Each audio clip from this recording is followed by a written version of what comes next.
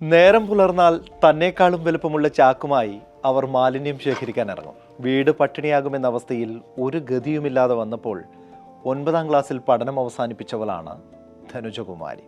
തിരുവനന്തപുരം ചെങ്കൽച്ചൂളയിൽ ജനിച്ചു വളർന്ന ആ വീട്ടമ്മയുടെ ജീവിതം ഇന്ന് 2 സർവകലാശാലകളിൽ പാഠപുസ്തകമാണ്.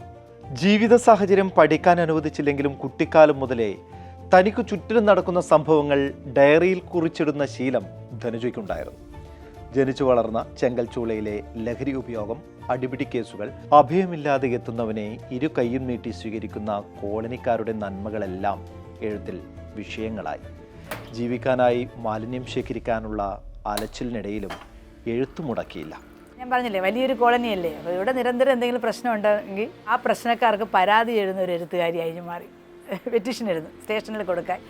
അങ്ങനെ തൻ്റെ ജീവിത സാഹചര്യങ്ങൾ കൊണ്ട് ധനുജ എഴുതിയ കുറിപ്പുകൾ 11 വർഷങ്ങൾക്കിപ്പുറം ആത്മകഥയായി പ്രസിദ്ധീകരിച്ചു. ചെങ്കൽച്ചൂളയിലെ എൻ്റെ ജീവിതം എന്നായിരുന്നു ആ പുസ്തകത്തിൻ്റെ പേര്.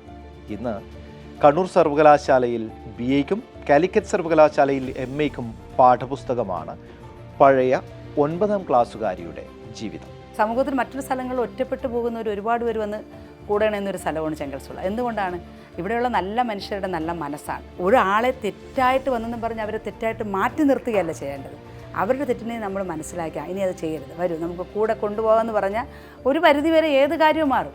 കോളനിയുടെ വിഷയം 10 പേർ വായിച്ചറിയുമ്പോൾ ഒരു പ്രതിവിധി കിട്ടുമെന്ന പ്രതീക്ഷയിലാണത്രേ ധനുജകുമാരി എഴുതാമെന്ന തീരുമാനത്തിലെത്തിയത്. ഇതിനകത്ത് ഒതുങ്ങിപ്പോകുന്ന ഒരുപാട് ആൾക്കാരുണ്ട്. അപ്പോൾ അതിന് മാറ്റം ഉണ്ടെങ്കിൽ ചെങ്കൽച്ചൂളക്കാരല്ല മാറേണ്ട, സമൂഹം മാറണം. നമ്മുടെ വാക്കുകളിനേക്കാളും നമുക്ക് കുറച്ചുകൂടെ വിലയാണ് എഴുത്തിന്. അത് എത്ര കാലം കഴിഞ്ഞാലും അത് ശ്രദ്ധിക്കപ്പെടും. 2014 പ്രസിദ്ധീകരിച്ച ആത്മകഥ ഇപ്പോൾ ഇത് 6ാം പതിപ്പിലെത്തി നിൽക്കും. ഇപ്പോൾ 10-12 വർഷം കഴിഞ്ഞെങ്കിലും ഇന്ന് ആ പുസ്തകം ശ്രദ്ധിക്കപ്പെട്ടു. പ്രായവും സാഹചര്യവും വകവെക്കാതെ ജീവിതത്തിൽ വിസ്മയങ്ങൾ തീർക്കുന്ന വനിതകൾക്കൊപ്പം ചെങ്കൽച്ചൂളയിൽ നിന്ന് ധനുജയും ദുബായിലേക്ക് എത്തുന്നു.